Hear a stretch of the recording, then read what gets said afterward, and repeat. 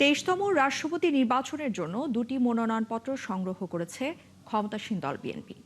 জাতীয় সংসদের chief whip Nurul Islam মনি এবং দলের সিনিয়র যুগ্ম মহাসচিব রুহুল কবির রিজভী নির্বাচন কমিশনে গিয়ে ফর্ম দুটি গ্রহণ করেছেন। তবে কাদের পক্ষে এই মনোনয়নপত্র নিয়েছেন তা এখনো জানা যায়নি।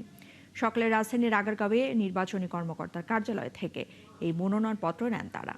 এর আগে গত বৃহস্পতিবার রাষ্ট্রপতি নির্বাচনের আনুষ্ঠানিক তফসিল ঘোষণা করে নির্বাচন কমিশন। আগামী ১৩ই আগস্ট সকাল ১০টা থেকে বিকেল ৪টা পর্যন্ত নির্বাচনী কর্মকর্তার কার্যালয়ে মনোনয়নপত্র জমা দেওয়া হবে। জমা হওয়া এসব মনোনয়নপত্র বাছাই করা হবে ১৬ই আগস্ট। আর কেউ যদি প্রার্থিতা প্রত্যাহার করতে চায় সেক্ষেত্রে ১৮ আগস্ট বিকেল ৪টা পর্যন্ত সেই সুযোগ পাবেন।